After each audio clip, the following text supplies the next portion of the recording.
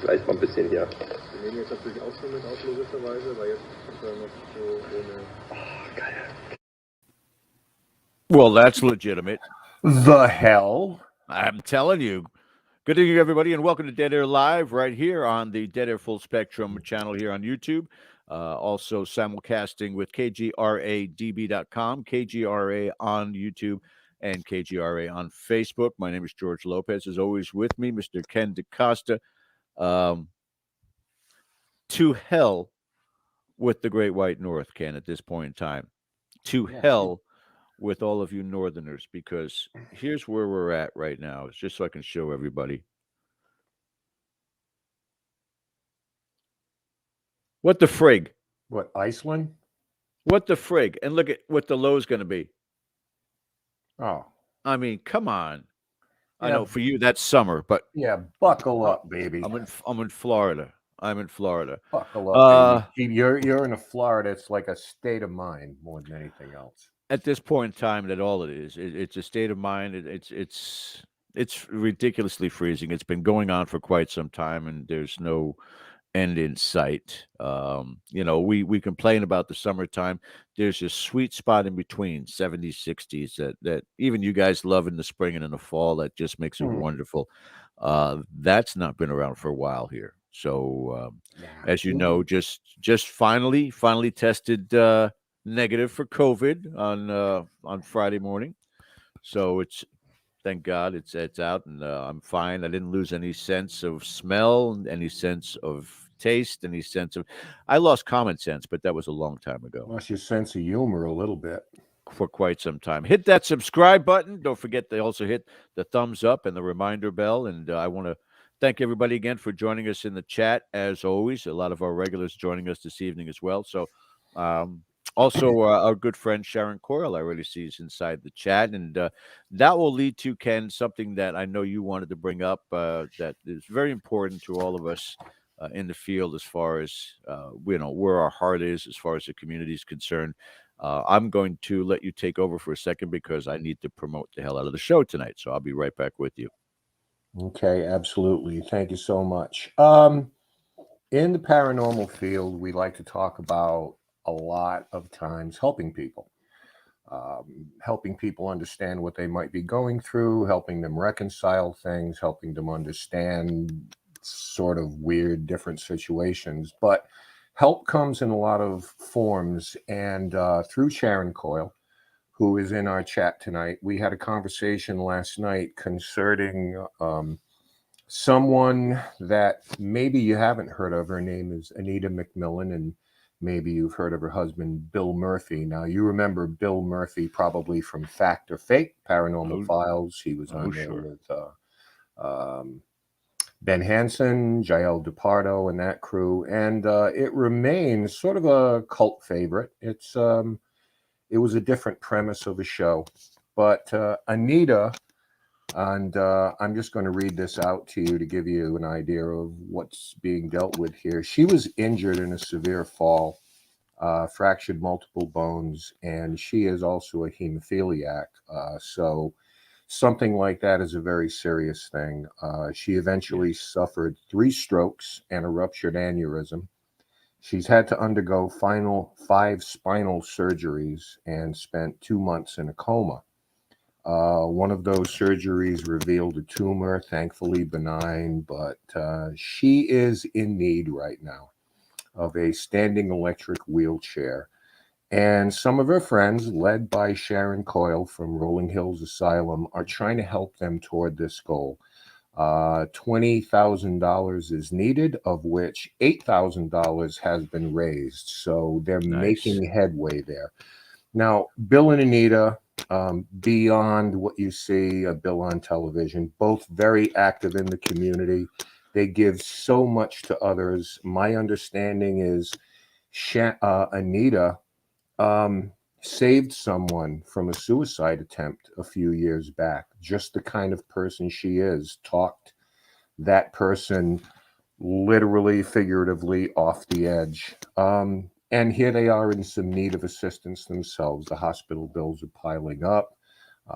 Work has been an issue. Obviously, she's not. Bill, last I heard, is not, because he's her primary caregiver. So a GoFundMe page has been established, and we would like to appeal to all our listeners, perhaps some who have enjoyed Bill's contributions on Fact or Faked, or to the paranormal community in general, to maybe do what you can and help assist Anita to help her quality of life on this time. We have a link, and I'm going to put that up right now. We're also going to put this in the comments section of the show, so you can refer back to it. The link will be there to click on it. So whatever you can do to help Bill and Anita through this, and just improve her quality of life, because she wants to do for herself, but she's in need of some assistance with this type of thing.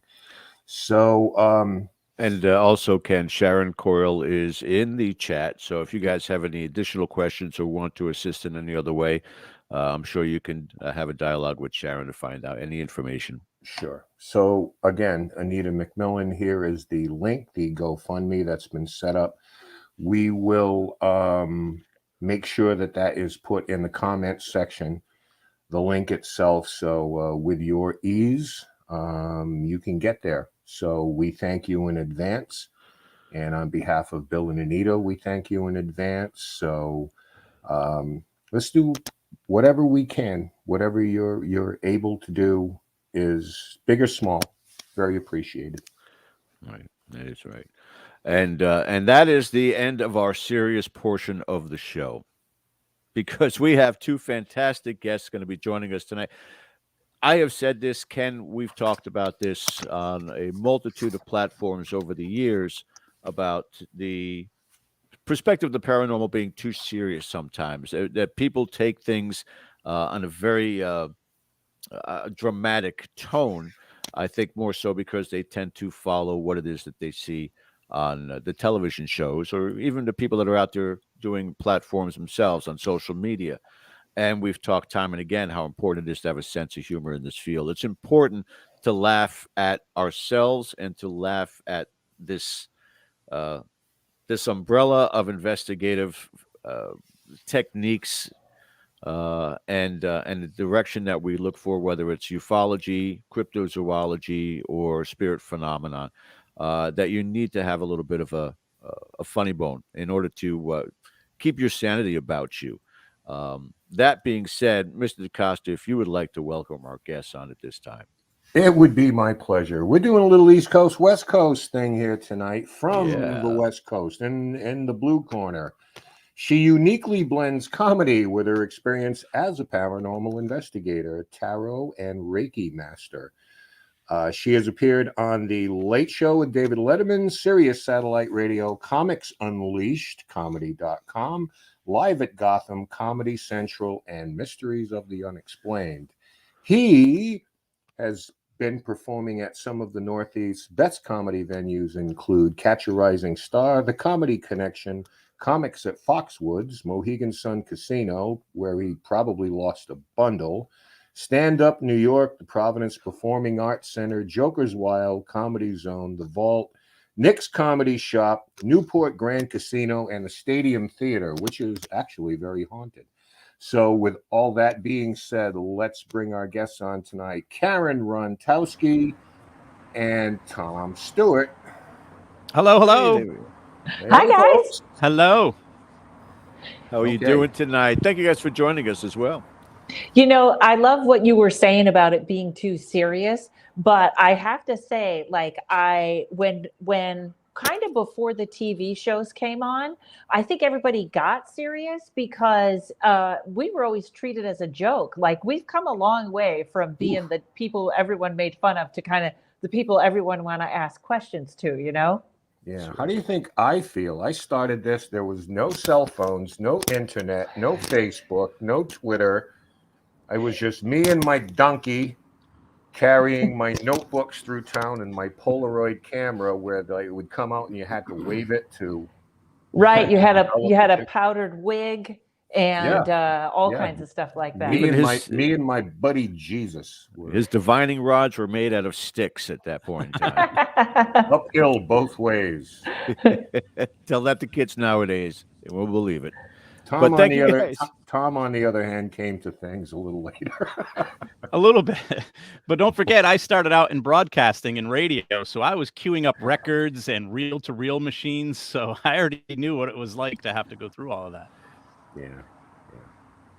So just to quickly introduce you guys to our audience, other than what Ken had presented, but I guess the best way to go about this, and ladies first, of course, Karen, introduce yourself to everybody and how you got into the paranormal field, for those especially that are in our audience that are related to the field more than they are to comedy, but please.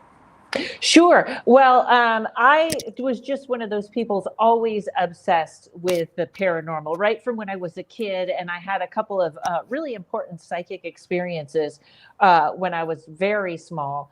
But mostly, as I've been doing stand-up comedy for like 35 years all over the world, and it sort of paid for me to go to all these places and just be investigating while I was in the city. So I've always said, like, my night job is comedy, and then my later night job was investigation. So I've just been lucky enough to go everywhere. And I've been a tarot reader probably for 25 years and just recently turned it into a business because I believe a secure retirement plan is made of magic. But that's kind of where I started. So I kind of put the two together now. I even do a show called Psychic Stand-Up where I read tarot from the stage and make it funny. But that's kind of it. Just people always ask me, how did you think to mix them? And I always think, how would you not mix them? This is what I am. This is what I do. So this is what I talk about. Fair enough. Well, we're going to have you read tarot cards for Ken in that fashion later on, just to give a demonstration of it. So, and Tom, go ahead for you, sir. How'd you get started in it? Well, much like Karen and most of us in the field, I had an interest in everything that was weird and unusual when I was a kid growing up. I grew up next to cemeteries and historic buildings and things like that growing up in Rhode Island. And I just always had an interest and was actively investigating most of my life. And then after spending a couple of years living in a haunted house, I decided to look into what is really happening. I wanted to educate myself, learn more, and I did everything. I watched the documentaries, the movies, I read all the books, and then Ghost Hunters came on TV, and I said, why don't I take my experiences and my knowledge and help people? And then I looked for a local group that I could join, and sure enough, it was Ken DaCosta and Rise Up Paranormal, and I got to spend some great years investigating some amazing places with Ken, as well as helping out so many people in need over those years. And then I decided late in life to become a comedian for some reason. 12 years ago, I took a comedy class, and it was kind of just a bucket list thing. I had been a joke writer for many years in radio and television and on the internet and stuff, and loved stand-up, and everyone always told me to do it, and I just never did. And then one day I took the class, and I haven't stopped doing it. Now I'm a comedian for a living. And I like to do paranormal stuff on the side. So I have a paranormal podcast, and I still like to occasionally get out there and do investigations. And I didn't ever think to combine the two like Karen did. I always kept them separate. I was always like, I'll be serious at paranormal. I'll be funny with comedy. And then one day somebody said, why don't you just combine the two? And then I said, I could be the paranormal comedian. And I was like, I could work all these expos and conventions. It would be great. And so I was like, I bet no one's doing that. And then I looked on the internet, and sure enough, there was this lady Karen doing it.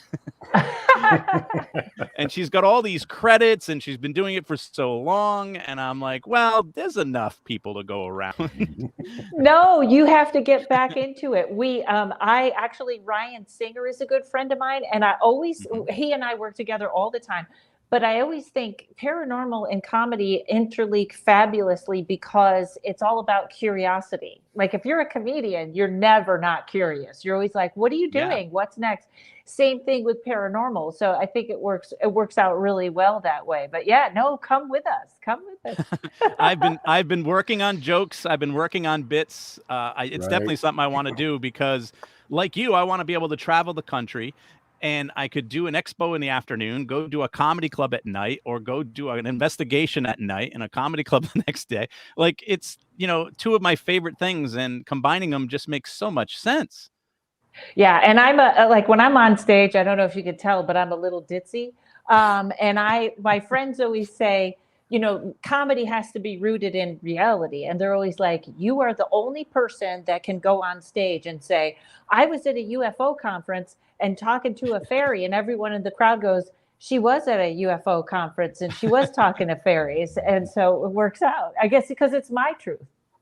Yeah. Have you ever done like a set or something where you kind of turn to the paranormal and you're sitting in front of the ghosties, and of course, they're chuckling along with you, but did you ever get to that point where there's a couple of people in the third row just going, oh, you mean it? Yeah, how just not dare laughing? you? How dare you make fun of such a serious topic? I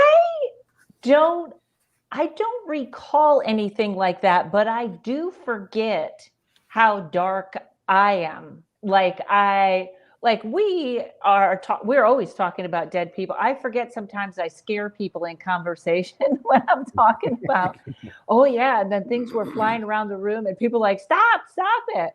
But it did take me a little while to sort of, I'm actually doing a special now that is one long ghost story about how I did get in trouble with a fae or something. But I had to remember, without over explaining, make a joke short, but it has to, a regular person has to understand it. Like Right. I say, I teach ghost hunting, and it's easy. You go to a haunted place, you turn on a tape recorder, you have the same conversation that married people have during sex. You say, could you make some noise so I know you're here? So they don't even have to really know the paranormal, and that's how it was. Like sometimes I would go a little further and they'd be like, what? But now I learned to bring it in a little. Yeah, make it relatable. Crossing some holy water doesn't Yes. hurt either. Hey, listen. I say I have my friend's a demonologist. And then everyone, at first they make the face and then they laugh. Of course her friend is a demonologist. Of course. Yeah. Hey, listen, I know that, Tom, you have been with us when we've gone to residence. And Karen, you do tarot card readings, Reiki. So I would imagine that you do a lot of one-on-one with people. I don't know if I'm going to assume you've investigated a residence before. So, I mean, there's such a different dynamic in that than going to the haunted library as opposed to going in the family structure.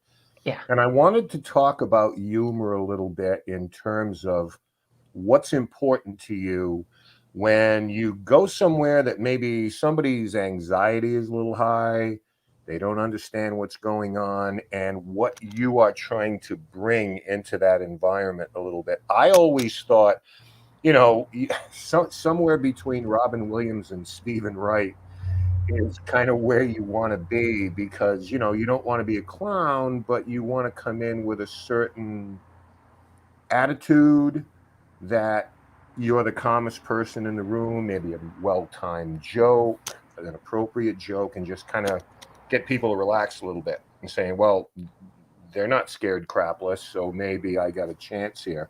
So I want to know from both of you. I'll start with Tom. Like, where do you bring that into that type of environment, and how important is that?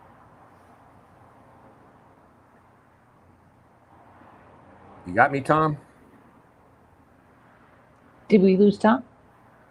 I don't know. I don't think he can hear us. Can you hear me? suddenly. Yeah, there we you were. It was breaking up there. I think the gist of it was, does comedy help, break the ice when we go to a residential? Yeah, humor. Just yeah, I bringing, think bringing. to a yeah. point it does. Yeah. Okay. I think he's frozen again. Want me to pick up? While Yeah, he sure. unfreezes? Whatever your Comcast plan is, jack it up to the next level. You let me know. Yeah, when sorry he's about back. that, guys. You can still hear me? Yeah, we I can got hear you you back. now. Can you hear me now? Yeah, give it a go. It's it just keeps fluctuating on me. I don't know why. It's Comcast. What can you do? Yeah, I mean, and Ken knows because we've been on investigations, and it helps break the ice, helps everybody feel a little bit easier if you can kind of just joke around a little and make them comfortable. Yeah. I always feel like usually, there is a difference between comedy Karen on stage and regular Karen, but I usually find when I'm just speaking with someone, they tend to laugh at, I kind of don't realize how absurd I can be or sarcastic. So I always enter serious and see how the person feels. I would never absolutely not be. I like to actually go into an investigation and say as least as possible. I like to let them talk first, maybe tell them a little bit of who I am so they're not nervous who's in their home. But I always like to let them lead. And then if I can make a joke, I will, if it fits into the place. But I always think the place of laughter in an investigation is very interesting because I always tell people in the tarot, the devil card is not only the devil card, it means laughter. And if you are I almost think laughter sometimes can push away negative activity. They don't want to hear that kind of high frequency. So it depends what's going on. But in someone's house, I always feel like everything is about respect. So we see where it fits in. Usually a team member or somebody might say, oh, she's a comedian. And that will break the ice because they'll feel like, oh, that's, you know what I mean? Like this is going to be a little different than usual. So, but it depends if someone is really frightened, then I just am a listener. If they're a little more, outside of, I remember a situation where inside the home, it was very serious, but as soon as we got them out into the backyard where there wasn't as much activity, it got very light and they were welcoming sort of that break from the tenseness. So it's kind of like doing a gig. You're sort of reading the room. Yeah. What's my audience? What can they take in? So, good point. Yeah. So there's definitely a correlation. I know George wants to sneak in here with a question, but I wanted to ask, and if we get Tom back, we'll throw it to him later. What's important to you on an investigation? Is like background history important? Is researching your clients important? Is like, what are the elements that you take in that you think are crucial in terms of, I don't know if we're going to have a resolution here or anything, but we're just going to go in and sort of assess what's going on. What's important to you? I think I have a really good, to me, first of all, their story is important. And before I go in, we always have the people I work with, we have a big questionnaire that goes out first. And it kind of can help us to sort of narrow down what's going on before we get in. But I always like to hear their story.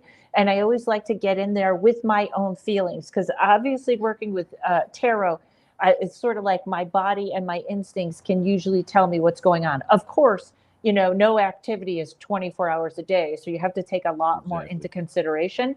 But I usually can hear, I know this sounds very strange, but I usually can kind of hear what's going on as they tell me. I can tell if someone is a little more afraid of something than they should be. And I can also tell the opposite. And It's very interesting because it wasn't until this year that I feel like I'm very woo. I like my other team members are more about facts and figures and EVPs and evidence, but I'm kind of the woo one. Yeah. But just this year, I feel like things have gotten very aggressive. And I have had, I think 3 times in a row, someone call me on the phone and start telling me their story. and something would either scream or come through the phone. Like, I'm not even there yet, and it's already like, okay, yeah, something is in your house. It just screamed in my ear. So, but I always like to listen to what they're saying, and then I put that together with my vibe and then with the evidence we get. All good. Yeah, I think that, and Tom should be joining us back in a second. I told him to reboot and see whether or not that helps. So it should take him just a few more minutes here. Also, I have a question, or actually a comment and a question. A comment coming from Sharon Coyle from Rolling Hills Asylum. She's the proprietor there, who we spoke of beginning.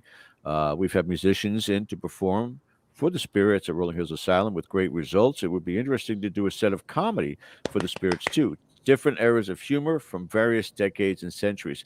That would have to be, I would imagine, Karen, adaptability too. You're going to have to look at the time span and not to rehash what we've been dealing with. And I definitely want Ken to address it at some point in time during the show tonight, what's been going on with two of his dear friends, Cody and Satori, the paranormal couple. But there are certain words in the English language that are adaptive to the 20th century that maybe do not translate correctly to the 19th century.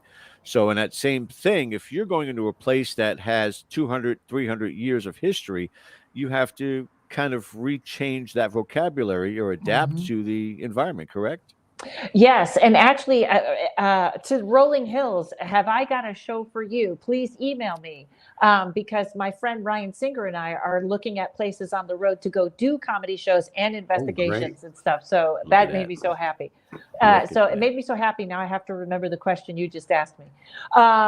No, I actually looked up what jokes were popular in like the 18th century, and I found an article on it. Big surprise. Wife jokes and bathroom jokes were all the rage back then. So if we are trying to, I have had, I want to say, I have had laughter EVPs just from what's going on, but to do like a theater and get on stage and try and tell jokes, you're absolutely right. Like if we're trying to evoke an audience, you have to pick those jokes very, very carefully. You almost have to do, take my wife, please, and just hope that it translates. But I will say this, I think all theaters and comedy clubs are haunted, period. I think the energy of them, I think what's going on in there, there's all this, and then you get a good theater made with marble or, a good stone theater, then you really have something going on. I've said that for years, and the amount of theaters that we've done, maybe big personalities, the idea of performing and you get that energy you're putting out and you're getting it back from the audience. It can be addictive, in terms of just performing for someone. So why not hang around? Yes. Because it was probably some of the greatest times of your life. Yeah, and actors do have that, or comedians, they do have that love of that feeling. Most green rooms you go into in the backstage, I feel like those are where, people just sat looking in those mirrors. The green rooms almost always have so many mirrors, you can't not look at yourself. And I just think the reflection in time. And I also kind of believe mirrors can be portals. And when they're facing each other, it's even worse. But theaters are just always the best. I always, I just love it. But comedy clubs have that darkness to them. Comedy has a lot more darkness. So I think it can sort of attract a lot of things. And like, if you go to the Comedy Store, that's just ridiculously haunted. That's the big one.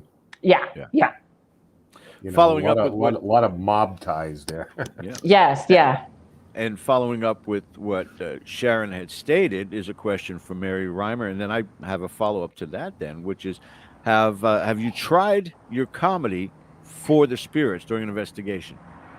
A little bit, but that's so funny because I once was I was pitching a show to someone about comedians ghost hunting, and the guy went, no audience. Just you guys telling jokes and we'll see if the spirits laugh. And I was like, that is the worst show. You're just gonna. It's I just know. comics dying. Why would you Oh, yes. ever ask us to do that?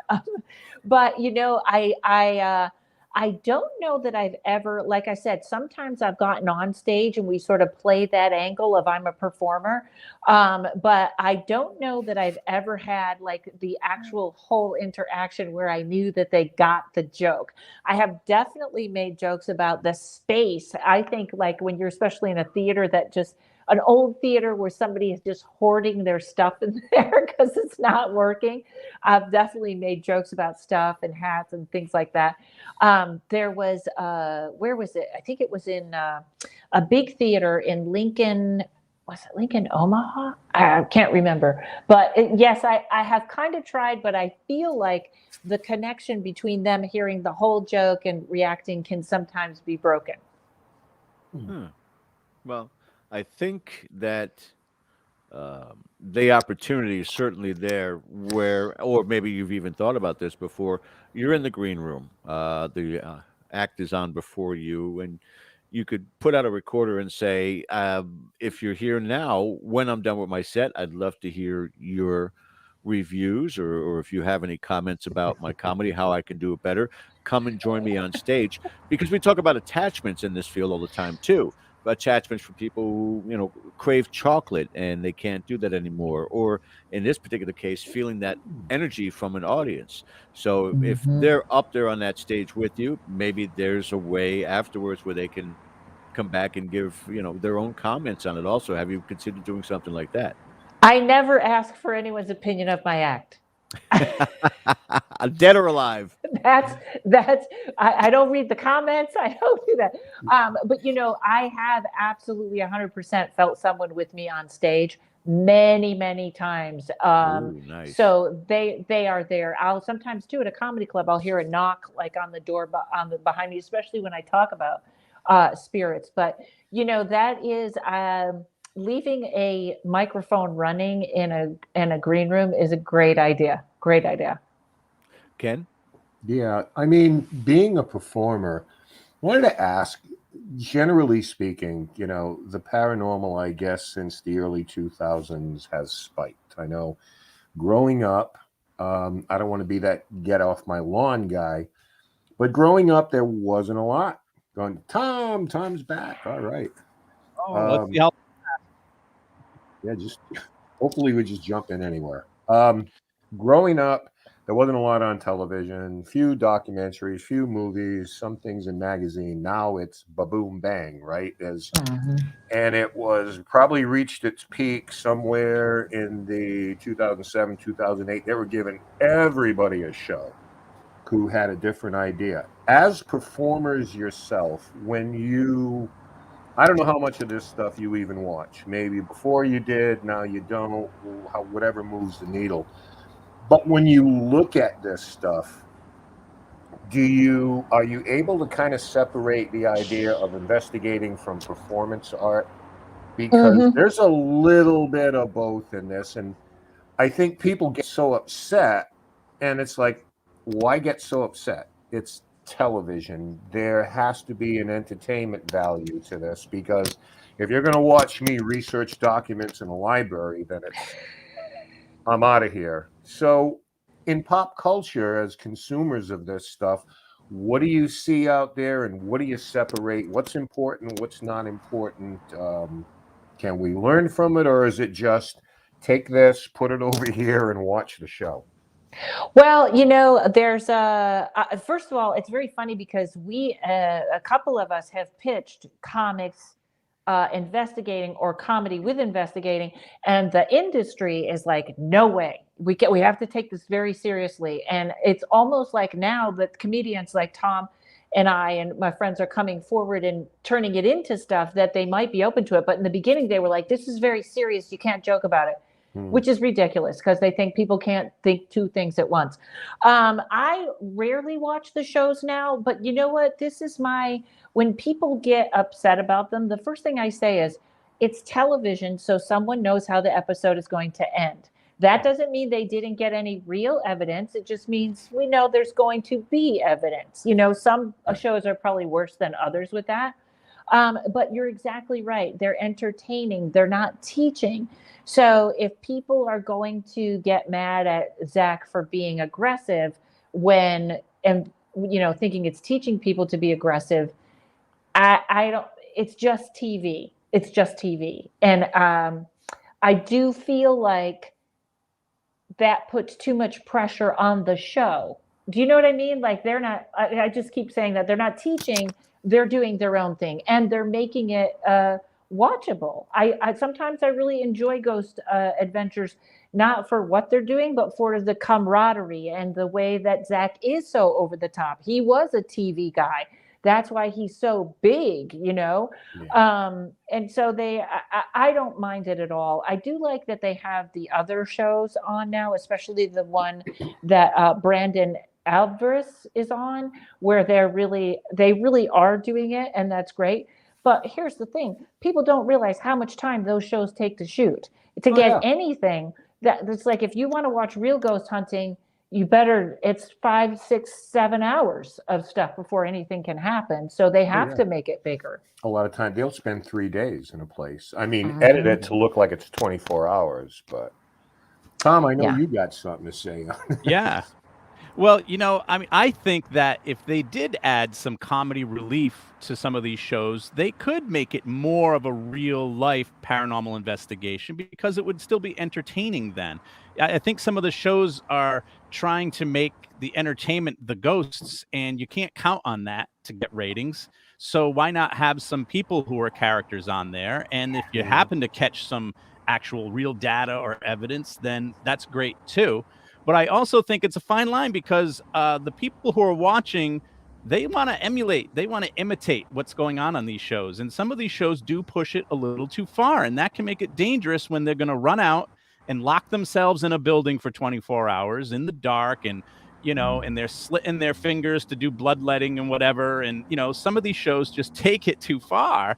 So I feel like there is a responsibility there to teach a little bit as to what not to do. And I think some shows do that right, but I think some of them push it a little too far just for the shock value of getting some ratings. And to me, that's not worth it, because this is one of the few TV type of shows that people will go out and imitate it, and it can put you into a dangerous situation. Yeah, go ahead, Karen. I do enjoy, the reason I will turn them on is because I like to see the new equipment, who's using what. That's the most interesting thing to me. But I haven't seen any that, I don't remember. There was only one that was called Extreme Paranormal, where they were lighting things on fire and stuff that I was really. I remember them. They pulled that. They didn't after last long. 3 episodes. They were like, that was pretty big. I haven't seen that other stuff, but I think once you get into witchcraft and stuff like that, that's a whole different, that's, hopefully people are not doing that. Yeah, I think that, at the end of the day, they're trying to sell soap and Buicks on these shows. And I think you have to look at it through that lens. My qualm about it, and Tom was going to go there, and I want to expound on that a little bit more. Listen, television is a powerful medium. Right? I mean, it's influential, not breaking any new ground there. We all know that. But the way people take this, because let's face it, fear sells, right? If we can get some people crying on the screen, if we can get people running around, this is gold. But it translates into the real world. And this is this weird paradigm that I have, where it's like I look at Paranormal Investigators sometimes, and I'm not looking down at anybody, but I'm calling balls and strikes here. It's like cosplay a lot of times. I know about the black T-shirts, and I get that. We have them. I got it there. But there are, like, some guy turns around and it's, "Hi, my name is Todd, the Angel of Death Johnson." Yeah. First of all, dude, you don't give yourself a nickname, okay? Although, Tom, if you want Angel of Death as your nickname, I can make that happen for you. I've actually already got the tattoo. It's right here on my lower back. All right, yeah, well, that's a bumper sticker. But you see people, and Tom Badass Stewart, you know what I mean, and things like that, and everybody, with the poses, always the folded arms, like, do your worst to me, Satan. And it's like, not a lot of people see demons and evil. So it's just, I don't know if it's a persona, I guess, more than anything. I don't know how you feel about that, but watching this stuff is one thing. But I see people walking around like this, and it's just, and some of them are the nicest people. Don't get me wrong. They're articulate and very nice. So that's why I say a lot of times this idea, I'm a badass, I'm taking on Satan. It's a persona, and I'm not really sure if you need that. Well, you know, especially coming from where I came from, like my first, I reached out to somebody that had a show, a radio show or an internet radio show, and I asked him if he wanted. This was, I think, 25 years ago. I asked him if he wanted a comedian on the show. He said yes. I met him. He's still my friend today, and he is a demonologist, and he taught me caution from the beginning. Caution always first. You're better to be safe than sorry. I did not always follow that, and I have had a few incidences where I needed his help. But I feel like the biggest one that I see is when people want to be that aggressive like Zach is. They want to yell and they want to challenge. And that I usually think is someone that would have done that anyways. That's not like I would never go in. That's not the person I am. So I kind of feel like people find their own trouble when they do that. The actually what kind of makes me more nervous is on a late night radio show, they always have on this guest that says he's teaching people how to do exorcisms, and these 16-year-old kids, I'm teaching them to, you know, throw Jesus at, like, just over the top. And I think that if you, which I'm sure you all have been in that situation where it was really like demon, you know, I've had it twice in my life, only twice, and I would never choose to go back to that again. I want nothing to do with it. And if someone is that sort of you know, like me and Brian always say, if you're in there to beat Satan, go at it. But somebody telling people that they have the power of exorcism and teaching kids, that to me feels very dangerous, more than yelling at a ghost that might get mad at somebody. Yeah, and that, before I get to Tom, I got to make this point. We have had ordained bishops on this show, and we talk a little bit about this, and they're very straight with you. They don't believe every story that they've heard. You know, they come from a more pragmatic thing. But when you come down to that, the bishop, and listen, I'm a lapsed Catholic, you know, my hands up. But he said, you know, people tend to forget or don't know in the first place that as a man of the cloth, God is working through me, not the other way around. So if you're going to throw me a cookout because you think I got rid of the demon, I'm actually channeling a higher spirit. So again, it's just sort of like, I don't know.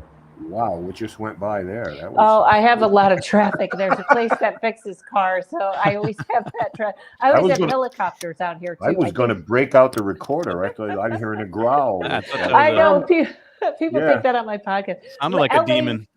Yes, LA is pretty much like a Blade Runner right about now, so it's always something. So I've heard, right? Yeah. Where do you come down on this whole thing? On demons or on LA traffic? They're both pretty evil. I'll give you that. You were a traffic guy, so you're off duty now. That's true. I was a traffic reporter for 4 years. I mean, the whole idea, fear sells, and everybody emulates what they see on TV. Karen makes an excellent point. I think it's got to be in you, number one, and then, you know, the trigger. You get triggered on something. I think in a way it has to be in you, but for me, it's not so much the provoking. It's more of the dangerous situations that the TV shows put themselves in without letting us, the viewer, know that they're actually safe. They're just kind of going along with the idea. So, you know, they'll padlock the doors behind them. You know what I mean? They'll be running in the dark with equipment and things like that. And people are going to imitate what they do. And some of those things I just think are dangerous to be doing, you know? So it's not so much the provoking. I mean, I'm not a fan of the provoking like a Zach Baggins does or anything like that. I think it's, I don't think it helps. I think it actually makes things harder. Yeah. But yeah, it's the situations that I think they put them in, hey, let's lock you in this old jail cell that hasn't been used in 200 years and hope that we can open it again later. Like there's no reason to do all of that. And if you do, you're just telling other people to do it too, and it could be unsafe. So that's also my only issue when I watch. And it's also like, you don't have to go at night. It doesn't have to be at night if you're actually investigating. You can get good stuff during the day. Thank you. Sure. Thank you. What was the show? There was one not long ago where they put a bag over someone's head. It was like, I guess it was a sensory deprivation thing where they put a bag over their head and totally stopped them from seeing anything and then put them alone in a room to face their fears or something. But it was like an old burlap bag, like one of those, the town that dreaded sundown type of bags. Just, it was aesthetic effect and things like that. But, maybe it was someone just didn't have a face for television. I wouldn't know about that. But no, and then again, ghost bait. There we go. Ghost bait. That's what it was. Ghost bait. Thank you, Eric. Yes, sounds like a bad idea. Yeah, because eventually, somewhere along the line, somebody's going to put one there on their head and walk off a dock someplace. Well, didn't one ghost hunter die? He ended up stepping down an elevator shaft at one of these. There have been a few. I'm sorry to say, but there have been a few that have gone through collapsed floors, going in abandoned buildings and things like that. And I just There's another don't know. demon coming. Yeah, I don't know. Okay, wait.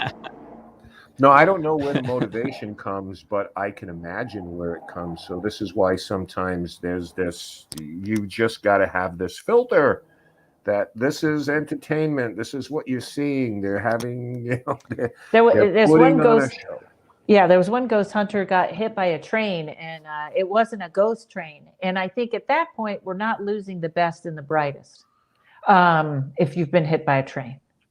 Yeah, I mean, you've got to be kind of looking for that type of thing. But I don't know, George. Like, I'm gonna calm down a little bit here.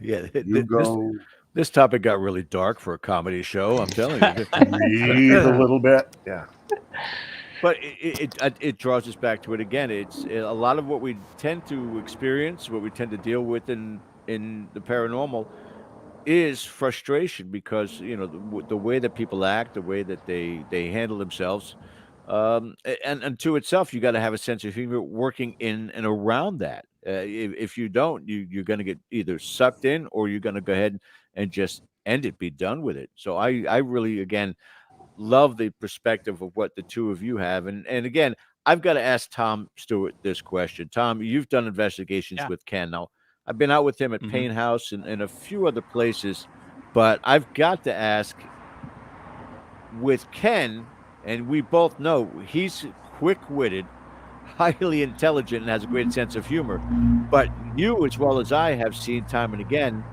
just how quickly he gets serious and very almost empathic when he's interacting with the spirits. Oh, absolutely. Yep. He is, he goes from one extreme to the other, just like that, Bear in mind, I'm right here, I know you can hear. Ken is a really great leader. He is the alpha on paranormal investigations. He is the one we all look to find out what our next step is going to be. And he has a natural instinct to know when to joke around and when we need to be serious. And everybody on every investigation I've been on with him, we have followed that lead, and it's always been successful and safe.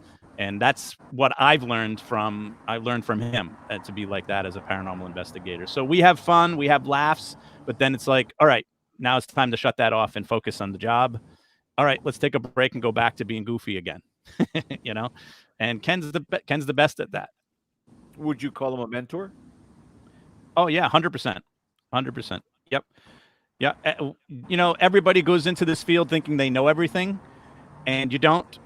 And it's great to have somebody who's been doing it longer to show you things as you go along. So he was my mentor when I got in here. I learned a lot from him what to do, what not to do, how to handle things, how to handle people. Absolutely.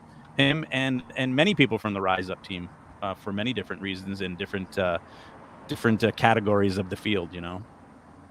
It's got to be for you, Karen, and I'll let you add in here. But my question to you also, with regards to that, now you're on the West Coast, much more of a metaphysical environment. Sheena Metal, she's a good friend of ours. She's great. Melissa St. Hilaire is fantastic. But when you are talking about role models in this field for the women, the pickings are a lot slimmer a lot of the times because they've not been given those front lead roles yet. But do you find one or two out there that just happen to be those that you emulate? Oh yeah. There's it's really interesting because on the TV shows, they're not very interested in us unless we're 21. But in real life, True. most teams are more females than males. They're Exactly. they actually are. And we do sort of get put in that sort of, I mean, I am pretty woo-woo, but I don't, I always check my evidence to my instinct. That's my rule. But here we go. We're under airplane attack now. We started World War III in LA. But I have had just so many great people that I worked with. I'm trying to think offhand. That is funny that you say that because I'm always so kind of my friend Tommy is really my mentor, but we have worked with many, many mediums. Sheena's amazing. Daniel Agnew is amazing. She's really great. I'm trying to think offhand. I was thinking it's funny that you really do have to have a mentor in this because no two situations are the same. Like in comedy, they say there's no two audiences alike. And in this investigating, it's the same thing. No two investigations are the same.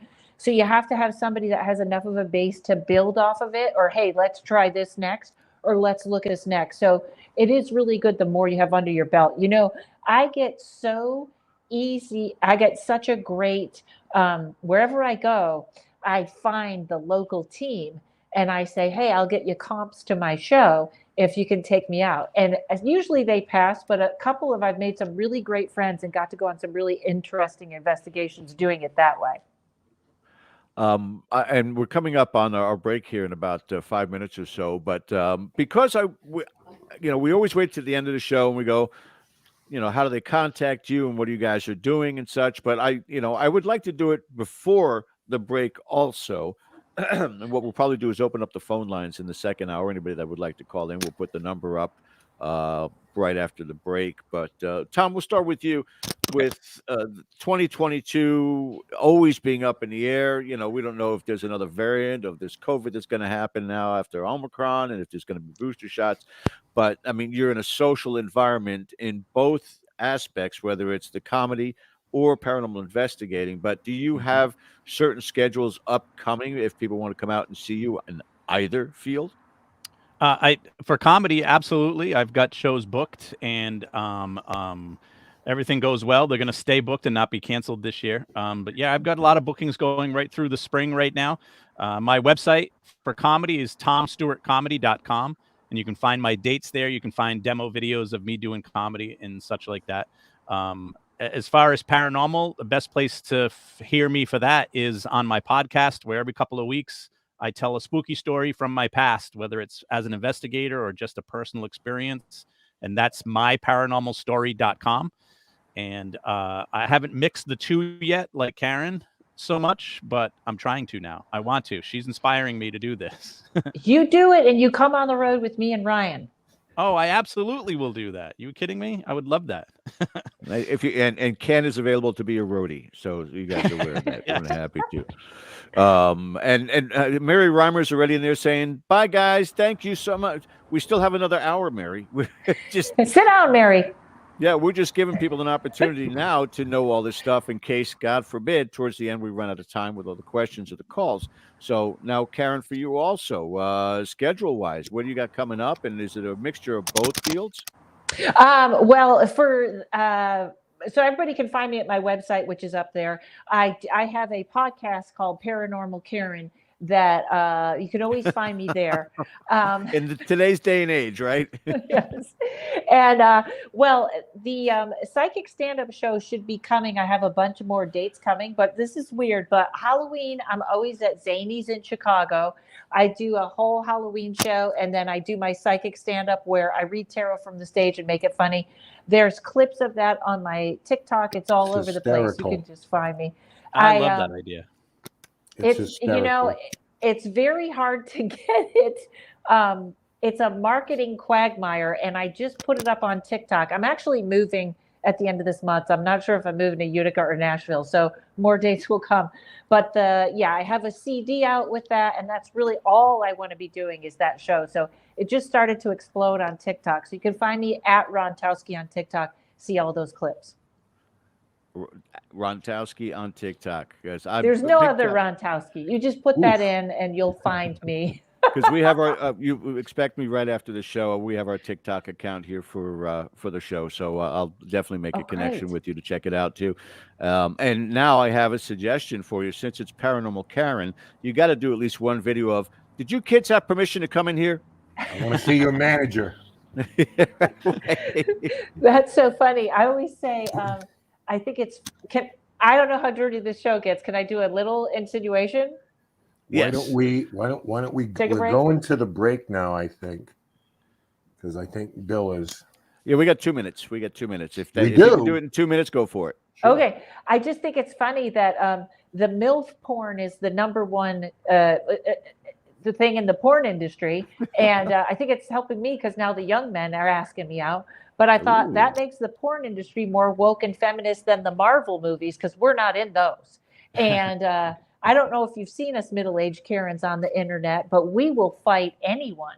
Yes. You can have your reluctant hero bit by a spider. I want that lady that wouldn't get off the Southwest flight. She was my hero. I got to get down through a TikTok and check those out. Great. Now I'm going to be up till about 2 a.m. watching all your TikTok videos. Which you've done. Which I've done. So when we come back on the other side of the break here, guys, we're going to continue with our wonderful guest tonight. And tell you what, we're going to put the number up right after the commercial. And if you guys want to call in and speak to our guests, have any questions for our guests, you're more than welcome to do so. We lost Tom for a second, so hopefully he'll reboot and come back on the other side of this. But you guys stay with us, and Karen's going to pull out her tarot cards. She's going to read Ken tonight. It's going to be a lot of fun. So stick with us, guys. You're watching Dead Air live on the Dead Air Full Spectrum channel. We'll be back with you just after the break. Stay with us. Do we have to?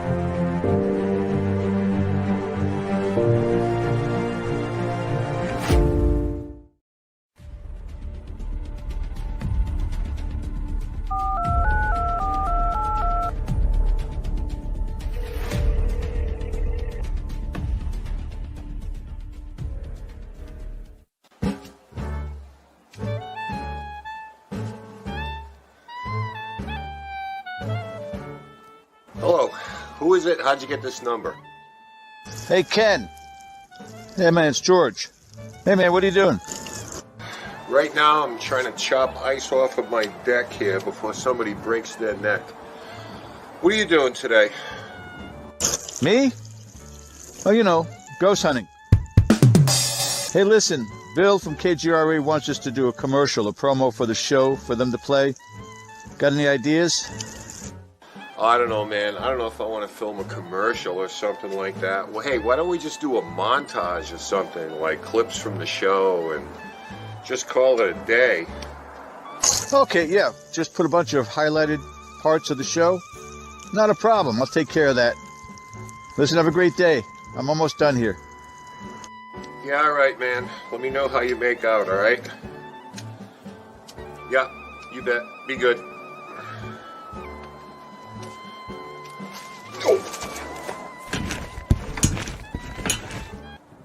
I'm okay.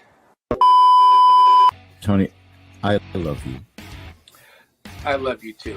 Yeah, you know what? That's why I hate when they say, oh, the people in the Northeast are so rude. I'm like, you, I'm down here and I'm being nice, and everybody's like, you know, not even a wave. I'm like, you're not going to get the coronavirus from waving at somebody. A little close up view of this.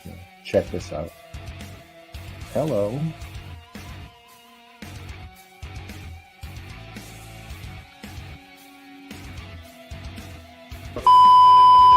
Hang on, let's get us on camera again so we can wave.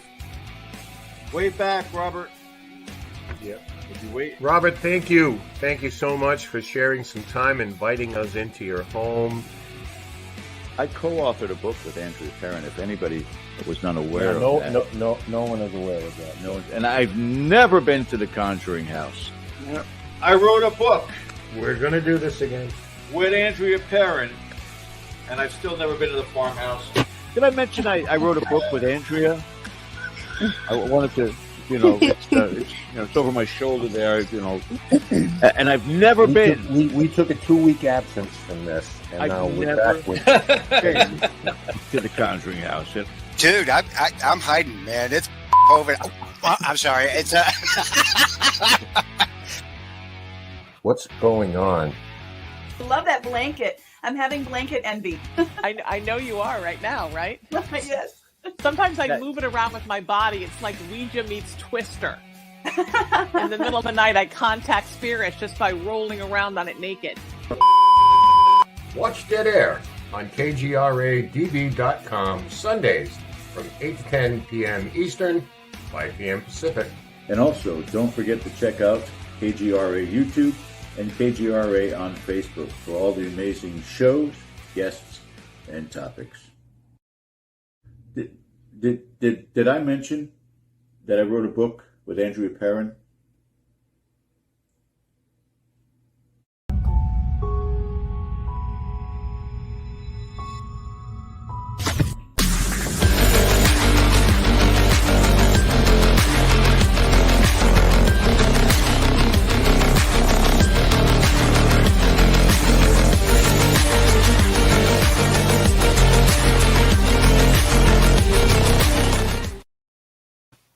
And we're back. Welcome back, ladies and gentlemen, to the second hour with our very special guest tonight, Tom Stewart, Karen RONTOWSKI, to be back here. We were talking about the traffic outside of Karen's house, Ken, and if those of you who are watching the commercial saw the mailbox that I'm watering, it's gone. Friday night, the same night that I found out that I was now negative from COVID, I was sitting in my room and I hear this bang outside. Some drunk plowed over my mailbox. Ken, if you weren't 2,000 miles north, I would have sworn it was probably you. But yeah, so that thing is decimated. I'm going tomorrow to pick up a new one at Home Depot, but unbelievable. So Karen, you can say all you want about your street until your mailbox gets run over. It's amateur hour, sweetheart. That's all. That's it, man. Welcome. Hey, the second hour. Welcome back to the MILF hour here. as we close in on it. So, where do you get your mail? There's Who a number. Mailboxes anymore. That's a good question. I had to change off of headphones, so I might have a little. I hope you can hear me. I think I can hear you guys. The sound gets a little low and then it gets loud. So hear you just great. I may have trouble. I hope my battery comes back on. I don't know why I switched to all iPads, but my best friend is in Florida. She's an animal communicator, and I met her when my dog got really sick. And someone said to me, hey, you got to call this really smart lady in Florida. She's going to talk to your dog. And I know you guys are like, hey, there's no smart ladies in Florida. That's ridiculous. but she is. Do you happen to know what area of Florida she's in? She's in Pensacola.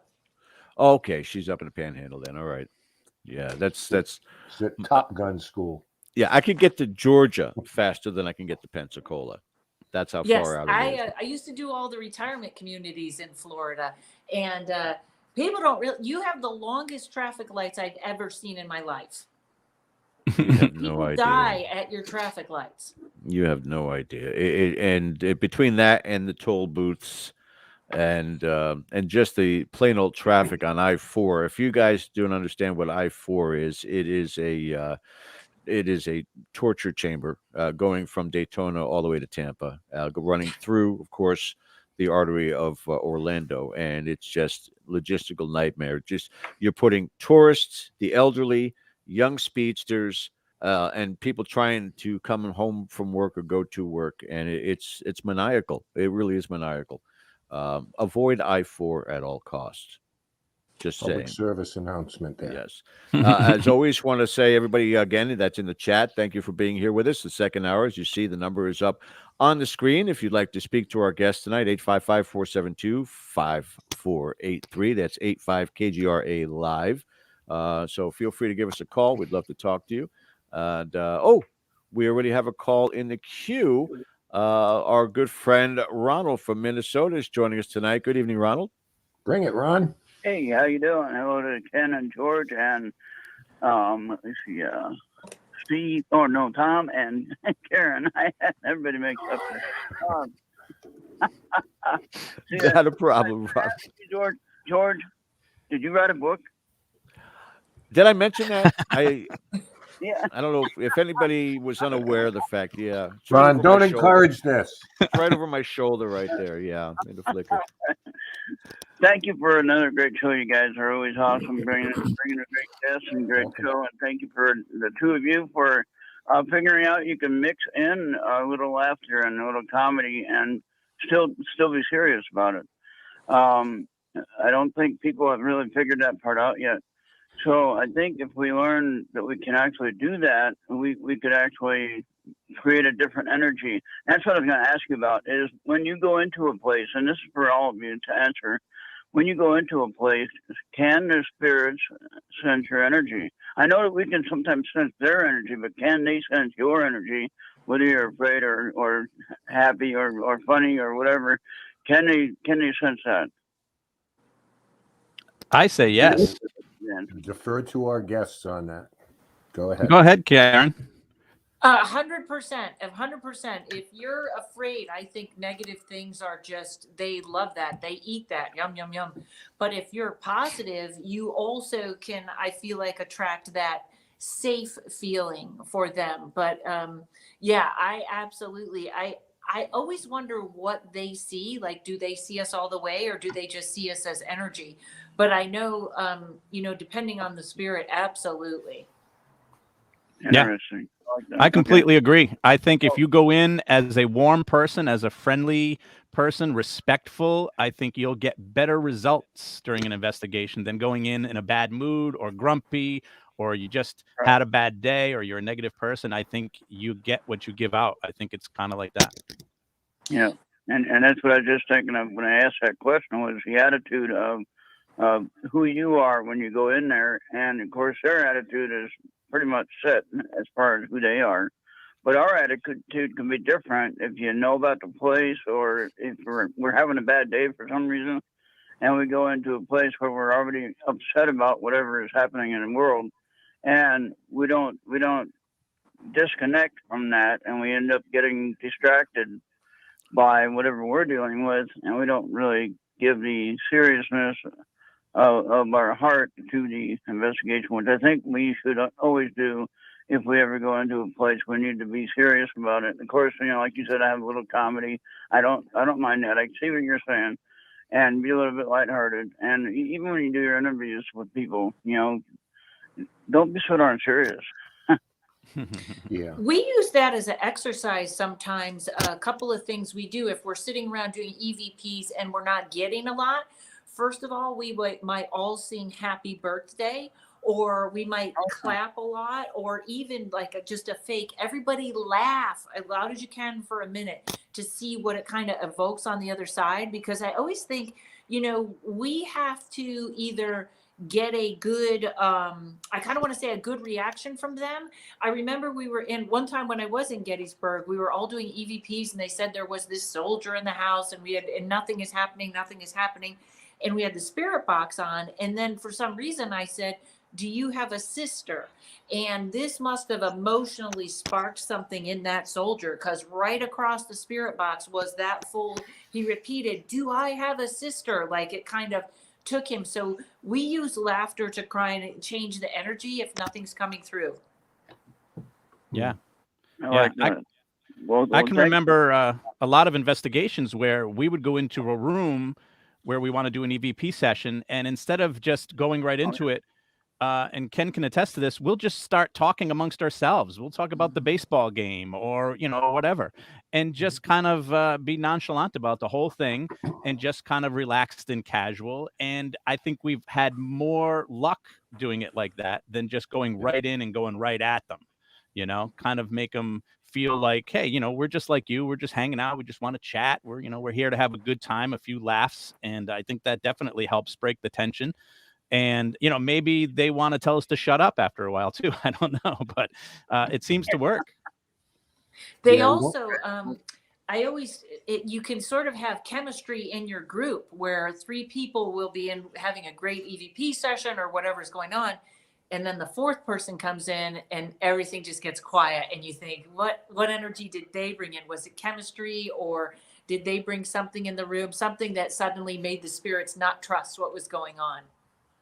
I think a lot of times, Ron, it's kind of like not bringing the job home with you. If you had a bad day and you have something scheduled where you're going to do an investigation, you have to do your best to check it at the door and not bring any kind of a negative attitude in with you. If you've had a fight with your significant other or your boss, or you had a flat tire, whatever the case may be, do the best you can to just, you know, leave it there, because you're just going into a different environment. You think that we should go through a personal cleansing, then, so to speak, and centering ourselves, or however you want to say that? I don't know what I mean by that.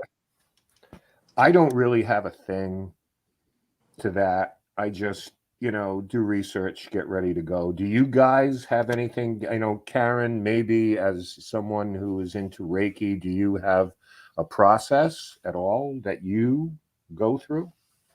Not too much. In fact, I kind of call that kamikaze when you kamikaze investigating, when you walk in with your microphones already on, so they kind of don't know. You know what I mean? Like, I always think that I agree with Tom. I think sometimes catching them off guard like that can really start something.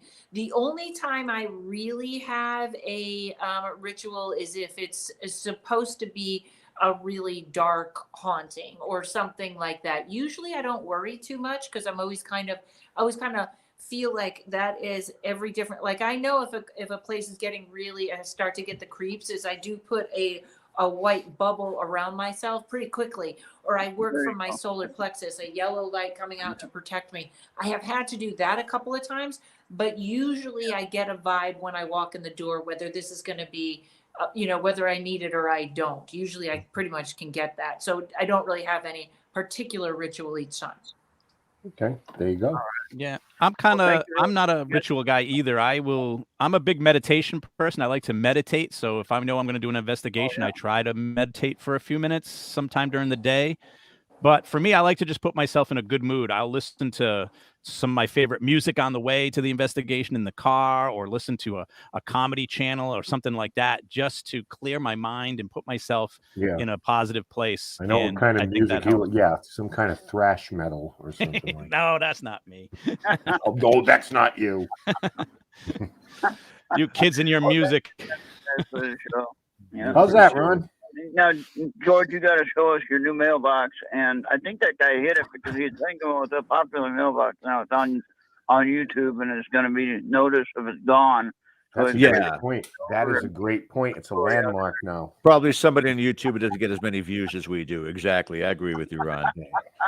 All right. You guys have a great night. Thank you again for this great show. We'll see you Thank next you week. very much, Ron. You too. Again, anybody would like to call in, the number is right there on the screen, 855-472-5483. You know, it's bizarre with me a lot of the times when I go investigating, especially in a lot of these more grim locations, when the activity is about to ramp up around me, I sense it, I break out in song, and I off pitch, 100% off pitch, but I'll start to sing when that area starts to develop, and I don't know whether or not that is some sort of a trigger with me. It's a really bizarre thing. But what I wanted to bring up is the, I guess, the stigma of what we do and where we do it. We all started off going to these historically haunted locations and getting the lecture from the proprietor, from the owner. You know, this was a bad place for people, and this is where they suffered. You know, case in point, one of the places where I got that was Trans-Allegheny Lunatic Asylum. Even at Rolling Hills Asylum, Sharon's very stoic in the way, this is respect, respect, respect, respect. But I'm sitting there a lot of the times wondering, again, before I lost my mom, she was in one of these assisted living homes, and we went to go visit, and I wouldn't go back there again because there is no empathy in these places. It's ritualistic for the people, the caretakers that are there. There's no emotional connection, and it's kind of just take your meds, here's your food, you know, sit in front of the TV, and then time for bed. And there's no interaction with it. The soul of the place does not exist. So, you know, I'm wondering as to whether or not that is kind of turned off the spirits in a sense when investigators come in because of that very mundane, boring way of interacting with the spirits rather than using a little bit of frivolity, a little bit of sense of humor, and, you know, making them feel human again, especially if they died of old age, how they had to live towards the end of their life. Giving them life again from your own energy, I think, is critically important. Either one of you want to react to that? Yeah, I think Yeah, it's that's a tough absolutely one. important. I really think, first of all, the fact that they use the lunatic asylum, I find that's how unempathetic we were. It was like, you're all lunatics. That's kind of how bad it was. But what I always find fascinating is when you go into a place like that and they give you the tour and they tell you all the horrible things they did to the people in the asylum. And then they go, and it closed down in 1994. And you go, what? How? Yeah, You know what I right. mean? Like, you think this is some barbaric thing that happened a long time ago, but it's like we're still doing it. Yeah. Yeah. Yeah, it was going on in our lifetimes, and that blows my mind. I was actually just researching the Lad School, which is our basically in Rhode Island, our asylum that was like that. And it's where people who had mental problems or some sort of diseases that the medical people didn't understand, they just put them in these places just to take them out of society. They really weren't trying to help them. They just wanted to remove them. And you know, and obviously that leads to abuse, and it leads to lack of compassion. And Exactly. it makes me wonder, though, if we go into these places to investigate, is compassion the right approach? Because it's something they're not used to when they were alive. So why would they be attracted to it now that they're gone? It's not anything they ever knew. I'm not saying that you should be mean, but I'm wondering if it like throws them off a little bit and makes them more afraid because you're acting different from what they were used to as reactions from people. Wow. I think the difference with that is you're talking about grounded spirits as opposed to free will. And I wanted to mention this to you, Karen. I got to get some information from you because I want to send you something. I want to send you a video. And I need you to see what a couple of friends of ours are doing. Tom is aware of them, and it's altering. One of them just popped in, Cody Taps, Cody Ray Desbians from Tap, because I think it answers a lot of questions, and we kind of talked about it before. Ron had mentioned, do you think they see us, etc.? There's no question in my mind that they see us, and because of what we have been experimenting with and just came to learn, it's difficult to, you know, give you a 30-second explanation of it. But I will send you videos Somehow or another, we'll hook that up. And yes, they see us. They see objects. We can point to them, and they can say, "Yes, I see the balloon. Yes, I see the recorder. I see you wearing a hat." So maybe that's more of an answer to Ron's question, is that there is no doubt in my mind. It's just a matter of bridging that gap, and we haven't been able to come up with the toy that does it yet. One of the things, and yeah, I just wanted to mention, please call in if you have questions in chat. Go ahead. Did you have a response to that, Karen? Or? Oh, I was just going to say, I think some do. I think it's all varying degrees. I always feel like it's all sometimes that spirit that's almost not aware that you're there. But I think they see something. I just don't think. I think it's like us. It's like they're the same as us. Some people see spirits and some don't. That was always my opinion. All right, I think I'm gonna try to change your mind on that. But question I had for you. Okay, obviously, Tom, you're here on the East Coast. Karen, you're on the West Coast. Have you, either of you or both, had a chance? Now, I'm going to assume that you've traveled to both ends of the country. Have you had the opportunity to investigate on the opposite coast? Oh yeah, you mean on the East Coast for me, Yeah. and the West Coast for him? Oh Right. yeah. I haven't. Places.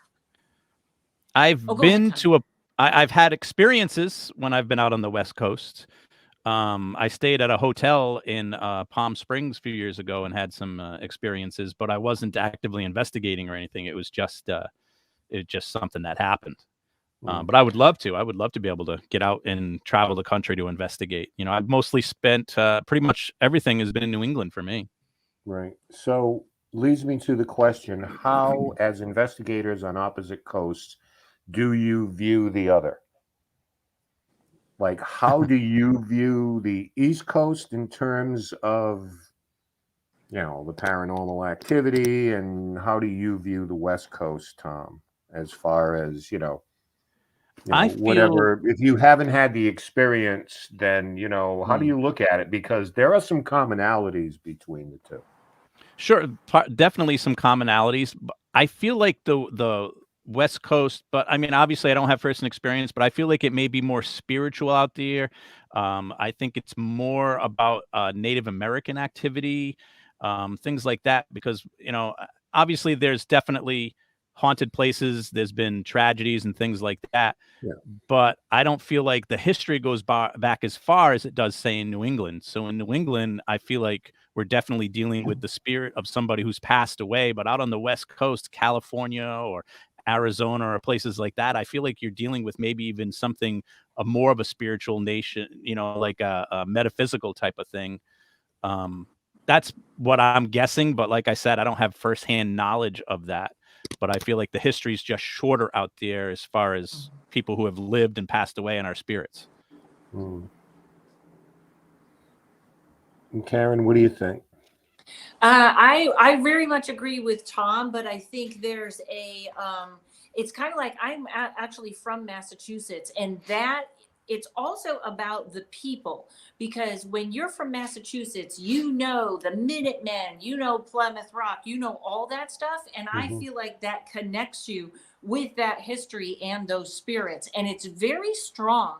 The whole East Coast, I was just at Poasttown Elementary School in Ohio, and I had such an experience. I said to my friend Ryan, I'm never going back. And then last week he called me and said, do you want to go back? And I said, yes, because it was that intense.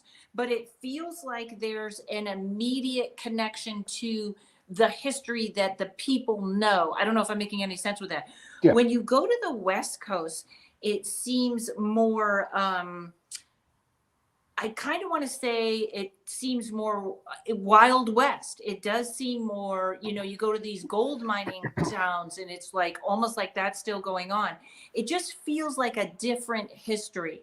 Of course, you always have those sort of, when you get into crypto creatures, or when you get into like, what is it? The ranch, Skinwalker Ranch. Mm-hmm. Those are always sort of, you can also go in the triangle up in Massachusetts. You know what I'm talking about, Tom? Bridgewater. Yep. Bridgewater. That's all that stuff to me is sort of different dimensional, but I do feel like for some reason the East Coast has more of a community in touch with its history, like that links it. But the West Coast always is kind of more spread out. It's a little more random. It almost seems too, I know this is weird, but this is my perception. East Coast stuff seems like it's intensely packed, like a lot of people interested in the same thing. Whereas like you come out to California and it's all different. It's all kind of more of a mishmash. But I do feel like the one thing that I feel like about Los Angeles is it's a big city with a lot of energy. And I feel like it's almost like a big energy. If you're having a bad day, you can drive around and see everybody's having a bad day and vice versa. So it is really kind of different. Whereas in the East Coast, I feel like people more have their separate energy, but it's that connection to history that makes me think they're different. Yeah, I think that's a Northeast thing, but the commonality are settlements. I think because people settled here on the East Coast, so you say, well, we have that history, but then when the people started to trek out to the West Coast, if trauma and tragedy contributes to a haunting, I mean, you've probably gotten, no offense to New Orleans or Savannah, Georgia, but there are a lot of hardships to endure, whether you were settling out west or whether you came from Europe or whatever, trying to figure out what I can grow. What's the climate? Are we going to starve here? We've all heard the story of the Donners heading out to the West Coast where there's sunshine, and then they run into the Rocky Mountains and they lose half of their party because of snowstorms and things like that. So the great unknown, I think, is something that both the East and West Coast share in common. And because of those early settlements, they're a lot closer than you think. We were talking about, things that didn't happen that long ago. But if you look at Lizzie Borden, for example, that whole thing, or if you're from Massachusetts, you're probably aware of Mercy Brown, the vampire of Rhode Island. Both of those events took place at a time where there were prototype cars out on the road and you could buy Coca-Cola. We tend to want to think of them as the Dark Ages, but this was the 1890s. I mean, this is beyond the witch trials. So, there were already some things going on out there, even at that time. So it's a long time ago, but yet it's not a long time ago. See, my mindset when you asked that question initially, Ken, was not from a geographical or a historical standpoint. It was the way that the people in the field approach the field. Again, we always look at the West Coast as being more metaphysical, the East Coast being more technical in what it is that they do. Every time somebody speaks of West Coast, all I think about is the kindergarten teacher from Billy Madison, where she's just, getting into her own thing and she's feeling her vibe and her energy. And there's more of a spiritual connection, I think, to that side versus, even though we all possess it on the East Coast, we still refer back to data collection. And then everything else is secondary. Do you agree to what I'm saying here, Karen?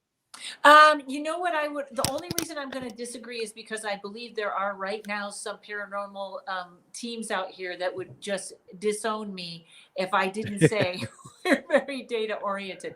But, that is a perception of the East Coast or West Coast. And that is a lot of it. But, we do have our people out here that are just data oriented. And it's kind of interesting because I think it is I think we have weirder things out here. I think we tend to have things like the Skinwalker Ranch or like the national parks, the people disappearing and stuff like that. It tends to be out this way. But I think I would have to, like I said, there's some paranormal teams right now that would tear out my hair if they didn't let me say, no, we like our data too.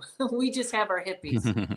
She brings up a good point, and we almost categorize it, Ken, on our side. I mean, starting with New Orleans and then St. Augustine, Savannah, Georgia, everything is kind of compartmentalized, where on the West Coast, it's like you said, it's the Wild West. It's just an open area, depending on where you go to, starting all the way up at the Stanley Hotel and going all the way down the coast. That's incredible to me. It really is. It's and it bodes. I would imagine it doesn't bode well for investigators because it can be somewhat overwhelming. I would imagine on the West Coast, where we can pick our spots along the East Coast pretty easily. Where you guys, you throw a rock in any direction, you're probably going to find something historical to investigate. Well, Yeah, it's interesting. Rhode Island, we can get anywhere in 45 minutes. Yeah. I lived in a guest house here in Van Nuys, where I am, and it was so extremely haunted. And I finally went to the owners of the house, and I said, you kind of have a ghost problem back here. And the guy had lived there many, many years, and he was like, oh, of course we know. Let me show you something. He goes, when we were building the guest house, we were pulling these small cannonballs out of the backyard, which makes me think, how far back does that go? When were we having this war where we were shooting cannons in California? I think that would take you back to the Spanish-American War for this area. Correct. To have that in it. So it's always like a different layer of history, it seems like, out here. Interesting. I wanted to ask you guys, getting back into the comedy aspect of the paranormal, and this goes back a long ways because I remember as a kid, they outdated me, but I would get home from school at 4:00, watch the Bowery Boys thing, Bowery Boys Meet Frankenstein, or, some of the Universal movies back then. Or, in more contemporary times, or moving up, you had Ghost Breakers with Bob Hope, which is still, in my mind, one of the funniest movies I have ever seen. And, of course, then you get into Ghostbusters and the idea of combination of comedy. I'm going to throw a YouTube show that's wildly popular at you and see if you're aware of BuzzFeed Unsolved. Oh, yeah. Yeah. I've seen it, yeah. Yeah. They do paranormal and true crime. Yes. I haven't seen it, but I met one of the people on it at ComicCon. We were on a panel together, so that's what I know. That's cool. So you're talking about either Ryan Bergara or Shane Madej, one of them. They do, if you haven't dived into it, I'm not suggesting you binge watch it, but it's a modern twist on that, where a couple of guys go in, and they do one on true crime too, but they do one on the paranormal. And the reception for what they do is, you either love it or you hate it, I guess.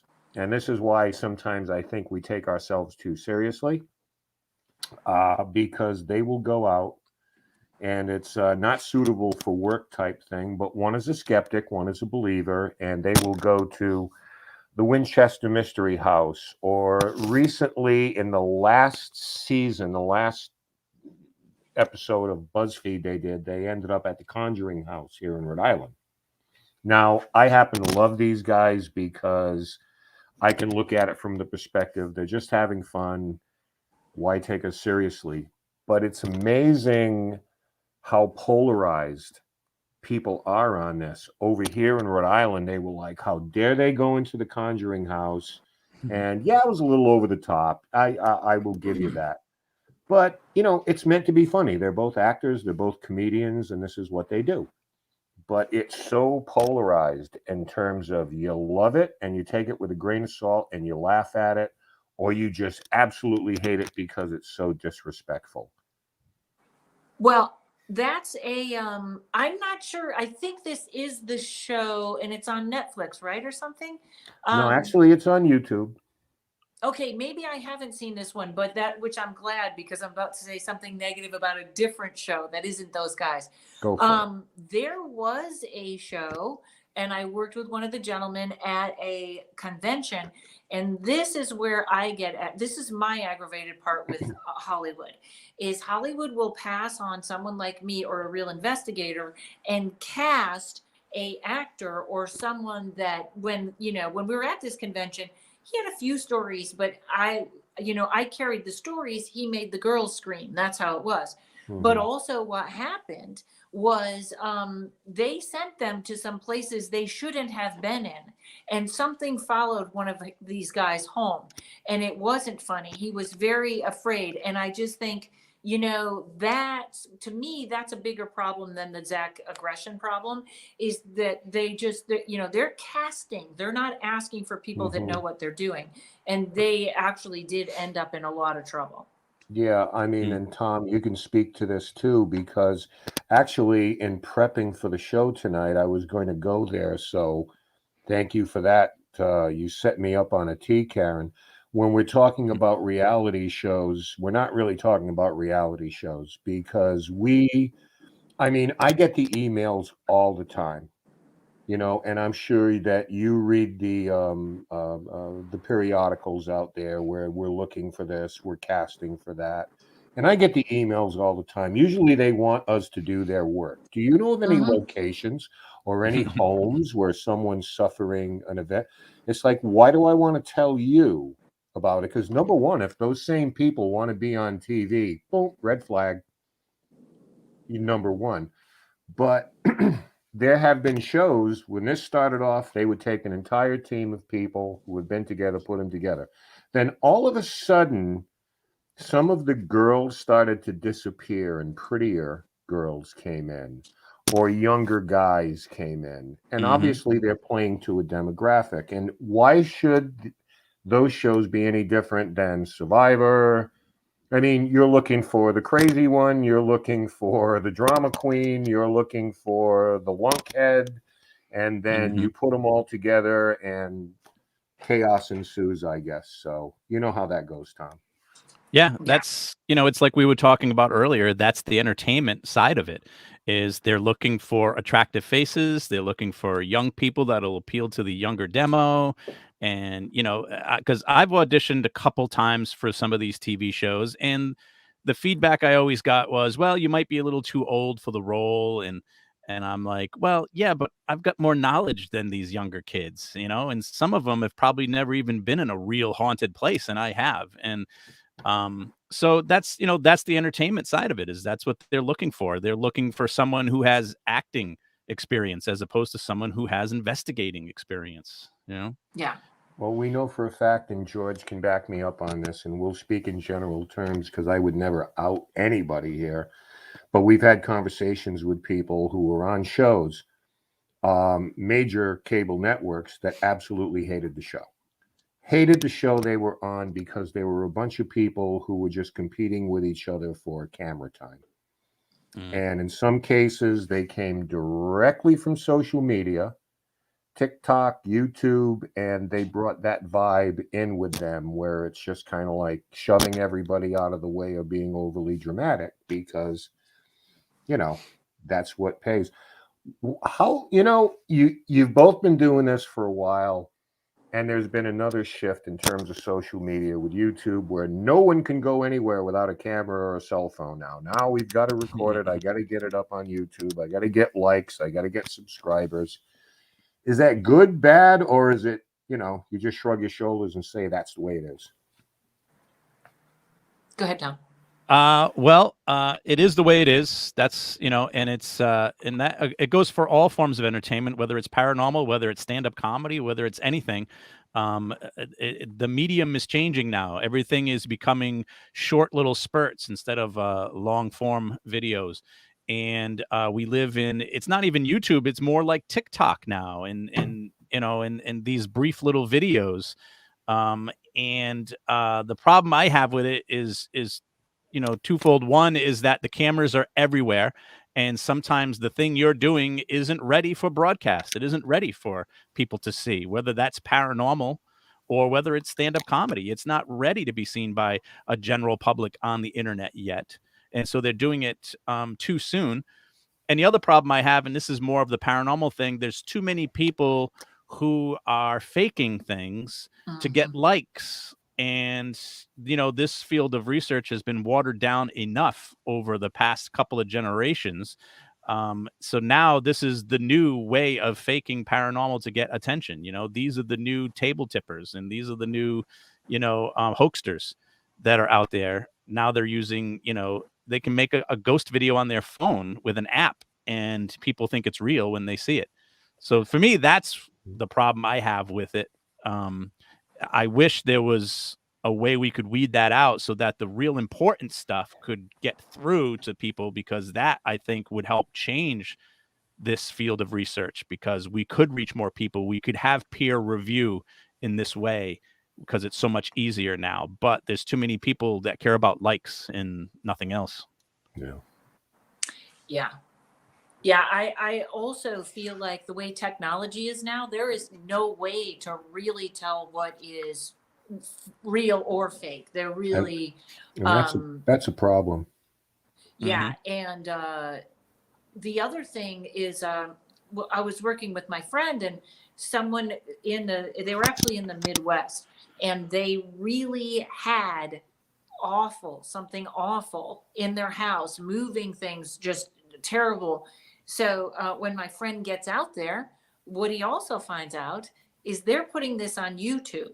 And it was almost like you are feeding the monster. You are, it was like you're making your own situation worse by turning it into this thing that people want to look at. And it just was kind of like, where are your priorities if you want this out of your house, but you're putting out videotapes of it? I think when people genuinely want something out of their house, they don't want the public in there. But I think it's just, the other thing that has happened that's really strange is skeptics aren't skeptics anymore. They're deniers.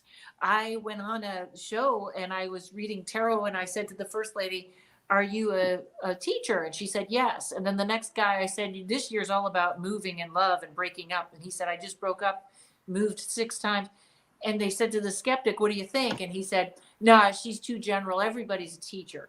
And it was like, that's not an argument. So you have not only polarized people, but there is no middle ground. If they don't believe, they're going at you anymore. Skeptics used to be at least half of your paranormal team, because you needed that half to go, wait a minute, move that around, let's recreate that picture. Sure. Now, skeptic is like a dirty word, if you ask me. I don't like going on shows where someone is billed as a skeptic, because that just means attack. Yeah, there's a bias in there too. I see Tracy Austin is in our chat room. Just a reminder, join Tracy at 10 p.m. Her show is going to be following ours, and stick around for that. Always great. There's a lot in this field. There's a lot of poaching of ideas, of words, and things like that. I'm going to equate it to joke stealing, which is a huge issue in the entertainment world, in your world, and who those people are. And they're not necessarily the big names that we've heard about. This could be at, just a local club, open mic night, or whatever.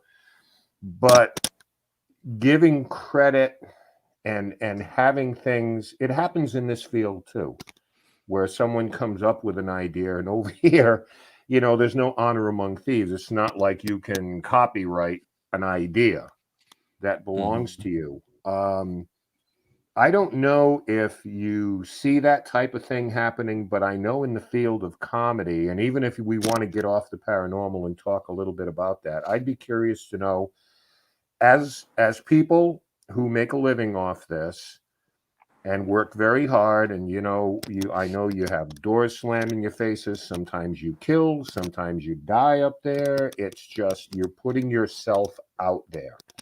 How do you feel about those type of things where, you see somebody and you're just kind of like, I heard this material last week someplace else, and maybe it was a friend of yours, but I just want to open this up because I want to see how you feel about this kind of thing. Yeah. Oh, you want me to go first, Karen? Sure. We're both going to have plenty to say. I know. I'll tell you a good example for me. I had a bit that I did. It's a bit about me, so it's hard to steal, but somebody had a similar situation. And so they basically stole the joke. So one day I'm sitting at home and someone sends me a text message, "Tom, so-and-so is doing your jokes on the Late Show right now. And I was like, what? And this was a On comedian. on the Late Show. The Late Show. It was the one after Letterman. It was when Craig Ferguson was hosting it.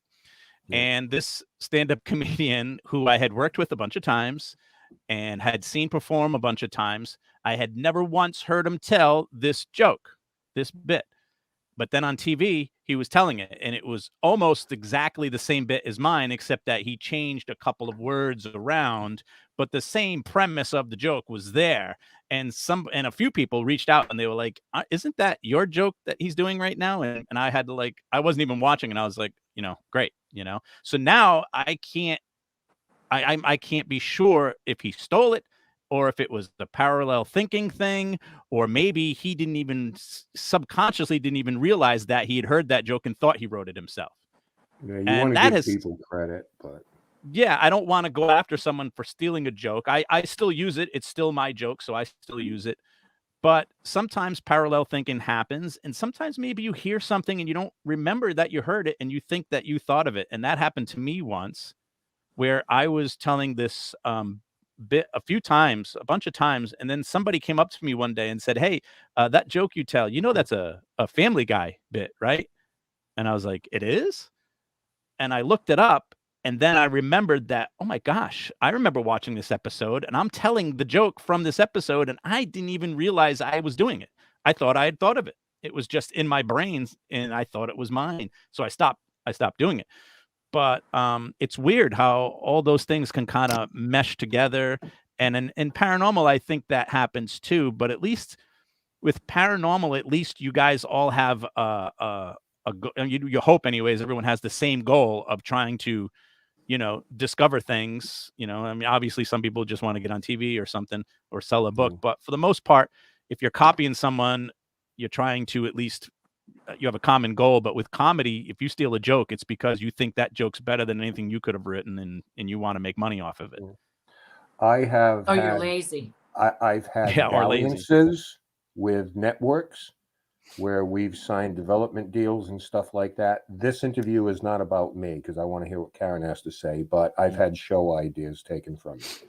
Oh, sure. Just want to put that out there. Just want to put it, and I know I can prove it. Yeah, but you anyway. have to be careful what you say and what company you say it in. Yeah. Oh, yes. Karen, go.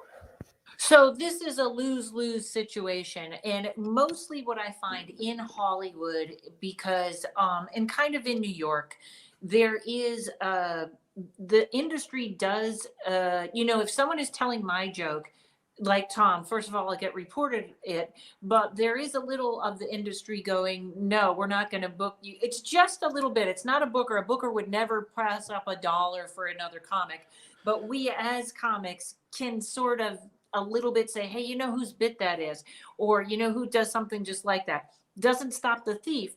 But to me, that's the part. I don't watch a lot of comedy now. Of course, I'm out in clubs with my friends, so we're watching them, and we're watching kind of small time. I don't watch any specials or anything like that. Just I try to stay lasered because I have jokes stolen. And Tom, good for you. My friends will drop them if they have jokes stolen, but I don't. If I wrote it, I tell it. What is worse is I do a whole bit on crystals, and I do a whole it's out as a little video, as a Paranormal Karen video, and Tumblr took it and turned every single joke into a meme and sent them out everywhere. Wow. To the point where I was doing a paranormal convention, and one of the women before me, who was not a comic, was a witch, told my joke in front of me and thought it was okay to do it. And I didn't say anything because I know she doesn't know better, but it is just, there isn't anything you can, once your jokes are coming out as memes without you getting any credit. I put tons of jokes on my Instagram account, and underneath all of them, it says @RONTOWSKI, trying to get credit for them. But it's sort of like it is, the internet is just made it, I know a lot of comedians who have jokes stolen all the time. I purposely don't put any of my live act stuff on the internet. There's short demos here and there. Any YouTube video of mine performing, you have to have the link sent to you from me. You can't really look me up and find much of my material out there because I don't want it to be stolen. I don't want my stuff turned into memes or anything like that. And there are guys who are making tens of thousands of dollars a year by making memes that they stole from other people's material. It's awful. Yeah. I'm a little bit of the opposite though. I get it all out there. I get it so that I got it copyrighted, that it's mine. But that is the hard part. You know, I had one dry bar special and I have another one coming out, and that supposedly copyrights your material. But I just keep my head down. But the stealing of TV shows, that there's no way to, I don't even know how to do that. Like how to stop that, because they're the big boys. But you know, here is the great thing though. On the other end of that, the internet, you can build your own following like you guys are doing and do your own thing.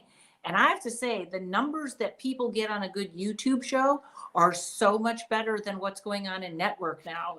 It's really getting much better for the independent. If you know, YouTube channels, podcasts, all those things are becoming the new medium, bigger than, you know, some podcasts get better ratings than television shows now. Yeah.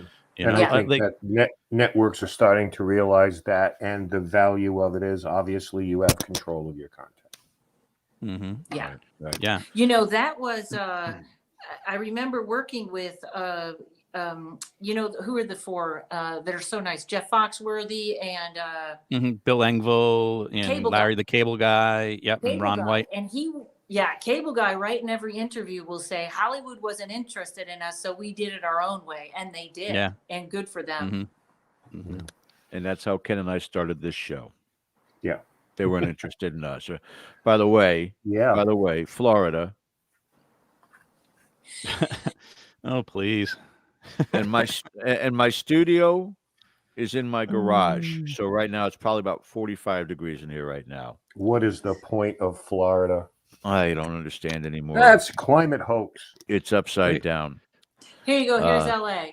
I'm in the basement. It's 31. So here we go. See, she's the winner right there. West Coast is where you want to be. Wins tonight. Yeah.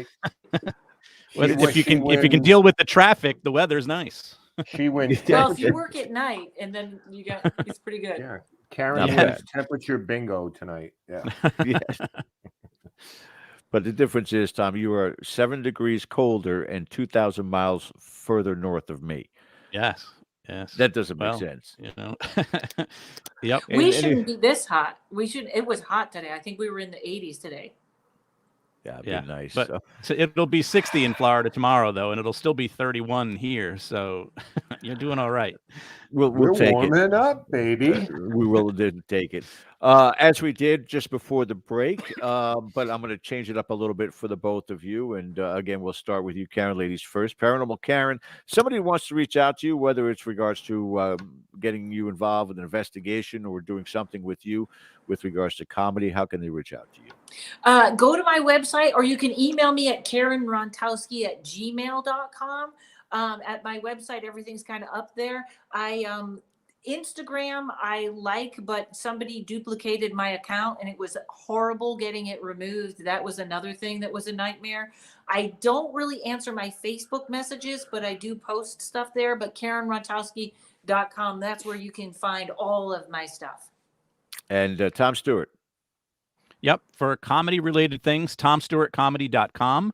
And you can find my email there and other information. And for paranormal stuff, my podcast is My Paranormal Story, and the website is myparanormalstory.com. You can find the podcast anywhere you get podcasts, and the website has my email and contact information for paranormal stuff on there. Yeah, I don't know why neither of you put your private telephone numbers on there too, so people can speed dial you, drunk dial you at 3 a.m. You know. Want to thank you guys. Before we go, Karen Rontowski at Gmail? Yes. Okay, because I want to send you some stuff. Well, please do. We're up against the clock, guys. Don't hang up. Tom and Karen, stay with us here. We're going to go ahead and close out, though. We want to thank you all for joining us. As always, please hit that subscribe button, the thumbs up, and the reminder bell. We'll see you here next week, same time. You've been watching Dead Air Live on the Dead Air Full Spectrum channel. We'll see you next week. Have a great week. Thank you so much, and take care.